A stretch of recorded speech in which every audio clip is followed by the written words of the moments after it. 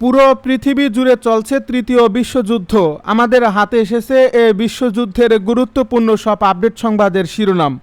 শুরুতেই থাকছে ইরানের নিরাপত্তা কাঠামোয় বড় পরিবর্তন, শীর্ষ পদে রেজাই। এবারে জানিয়ে দিব ইয়েমেনে হুতিদের হামলায় নিহত 11। এদিকে ডোনাল্ড ট্রাম্পের 15 দফা গাজা পরিকল্পনা প্রত্যাখ্যান করল ইসরায়েল।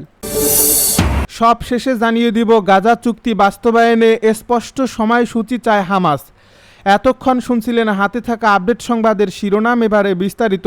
তবে তার আগে অনুরোধ রইল ভিডিওটিতে একটি লাইক এবং কমেন্ট করে জানিয়ে দিন ভিডিও সম্পর্কে আপনার মূল্যবান মতামত। আরও জানিয়ে দিন ভিডিওটি কোথা থেকে দেখছেন বা কোন জেলা থেকে দেখছেন। গাজা চুক্তি বাস্তবায়নে স্পষ্ট সময়সূচি চায় হামাস। গাজায় যুদ্ধবিরতি চুক্তি বাস্তবায়নের জন্য একটি স্পষ্ট ও নির্দিষ্ট সময়সীমা নির্ধারণের দাবি জানিয়েছে ফিলিস্তিনি স্বাধীনতাপন্থী সংগঠন হামাস। একই সঙ্গে চুক্তি রূপরেখায় থাকা 15টি শর্ত ও দ্রুত পুরোপুরি কার্যকরের আহ্বান জানিয়েছে গোষ্ঠীটি। রোববারের এক বিবৃতিতে হামাস জানায়, যুক্তরাষ্ট্রের সমর্থনে হওয়া গাজা যুদ্ধবিরতি চুক্তির শর্তগুলো বাস্তবায়নই এখন সবচেয়ে জরুরি। এর মধ্যে রয়েছে গাজা থেকে ইসরায়েলি সেনা প্রত্যাহার, সীমান্ত খুলে দেওয়া, তেরানো আশ্রয় সামগ্রী প্রবেশের সুযোগ দেওয়া এবং পুনর্গঠন শুরু করা। চুক্তির দ্বিতীয় ধাপ বাস্তবায়নের জন্য একটি জাতীয় কমিটি গঠনেরও দাবি জানিয়েছে হামাস। গাজা পরিচালনার এই কমিটি কাজ করবে বলে জানানো হয়েছে। হামাস বলছে, গাজার মানুষের দুর্ভোগ বন্ধ এবং তাদের অধিকার ও স্বার্থ রক্ষায় যে কোনো উদ্যোগে তারা ইতিবাচক ও দায়িত্বশীলভাবে অংশ নিতে প্রস্তুত। ডোনাল্ড ট্রাম্পের 15 দফা গাজা পরিকল্পনা প্রত্যাখ্যান করল ইসরায়েল। গাজা থেকে সেনা প্রত্যাহারের বিষয়ে মার্কিন প্রেসিডেন্ট ডোনাল্ড ট্রাম্পের 15 দফার পরিকল্পনা সরাসরি প্রত্যাখ্যান করেছেন ইসরায়েলের প্রধানমন্ত্রী বেনিয়ামিন নেতানিয়াহু। তিনি স্পষ্ট জানিয়ে দিয়েছেন, ফিলিস্তিনি গোষ্ঠী হামাস পুরোপুরি নিরস্ত্র না হওয়া পর্যন্ত গাজা উপত্যকা থেকে কোনো সেনা সরাবে না ইসরায়েল।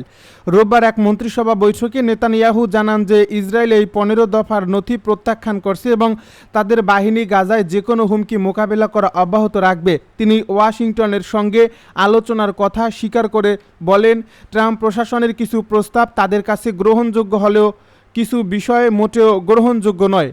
ইসরায়েলি প্রধানমন্ত্রীর এই কঠোর অবস্থানের জবাবে কোনো মন্তব্য করেনি হোয়াইট হাউস। তবে টেলিগ্রামে দেওয়া এক বিবৃতিতে হামাস জানিয়েছে, তারা পূর্বের এই পরিকল্পনা মেনে চলতে প্রতিশ্রুতিবদ্ধ।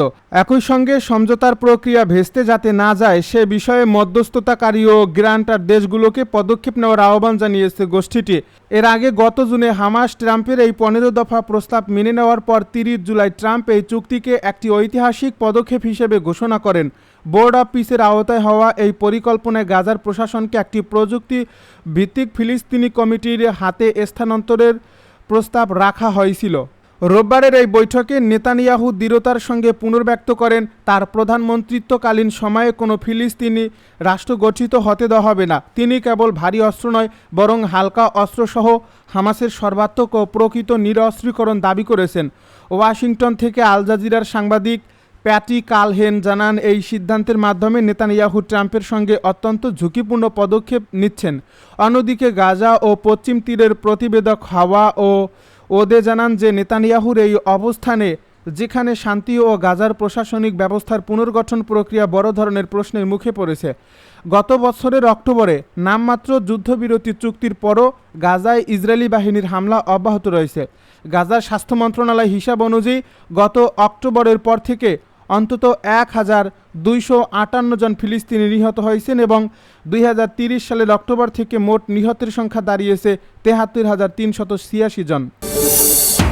ইয়েমেনে হুতিদের হামলায় নিহত 11। হুতি বিদ্রোহীদের হামলায় অন্তত 11 জন নিহত হয়েছে। নিহতদের মধ্যে 3 জন বেসামরিক নাগরিক ও 8 জন সামরিক সদস্য রয়েছেন। স্থানীয় একটি চিকিৎসা সূত্রের বরাত দিয়ে এ তথ্য জানিয়েছে এএফপি। এর আগে লোহিত সাগরের উপকূলে সৌদি আরবের একটি তেল শোধনাগারে লক্ষ্য করে একাধিক ড্রোন হামলা চালায় হুতি বিদ্রোহীরা। ইয়েমেনে হুতিদের সঙ্গে আন্তর্জাতিকভাবে স্বীকৃত সরকারের কয়েক বছরের যুদ্ধবিরতি গত মাসে ভেঙে পড়ার আশঙ্কা তৈরি হয়। যুক্তরাষ্ট্র ও ইরানের মিত্র আঞ্চলিক শক্তিগুলোর মধ্যে সংঘাত তীব্র হওয়ার পর দেশটিতে আবারও লড়াই শুরু হয়েছে। জাতিসংঘের সমর্থনে 2022 সালে হওয়া যুদ্ধবিরতি চুক্তি ভেঙে যাওয়ার পর হুতিরা সৌদি আরবের বিরুদ্ধে সমুদ্রপথে অবরোধ ঘোষণা করে। এর অংশ হিসেবে তারা লোহিত সাগরে সৌদি তেলবাহী জাহাজ এবং দেশটির তেল অবকাঠামোতে হামলা চালাচ্ছে। একই সময়ে ইরানও হরমুজ প্রণালী অবরোধ করেছে। সরকারের নিয়ন্ত্রণে থাকা মুখা শহরের চিকিৎসা সূত্র জানায়, হুতিদের হামলায় আরও 32 জন আহত হয়েছেন। আহতদের মধ্যে 6 জন বেসামরিক নাগরিক। বেসামরিক হতাহতের সবাই মোখা বন্দরে চালানো হামলার শিকার হয়েছেন বলে জানানো হয়েছে। ইরানের নিরাপত্তা কাঠামোয় বড় পরিবর্তন, শীর্ষ পদে রেজাই। ইরানের সুপ্রিম ন্যাশনাল সিকিউরিটি কাউন্সিলের নতুন সচিব হিসেবে সাবেক ইসলামিক রেভলিউশনারি গার্ডসের প্রধান মোহসিন রেজাই নিযুক্ত হয়েছেন। দেশটির সর্বোচ্চ নেতা মোস্তফা খামেনি তাকে নিয়োগ দেন। নতুন দায়িত্বের পাশাপাশি রেজাই এই কাউন্সিলে খামেনির প্রতিনিধির দায়িত্ব পালন করবেন। এর ফলে ইরানের নিরাপত্তা ও প্রতিরক্ষা সংক্রান্ত গুরুত্বপূর্ণ সিদ্ধান্ত গ্রহণের কেন্দ্রবিন্দুতে চলে এলেন তিনি। রেজাই এই পদে মোহাম্মদ বাগের জোল গাদরের স্থলাভিষিক্ত হয়েছেন। মার্চে যুক্তরাষ্ট্র ও ইসরায়েলের হামলায় আলী লারিজানি নিহত হওয়ার পর জোল গাদর এই দায়িত্ব নিয়েছিলেন।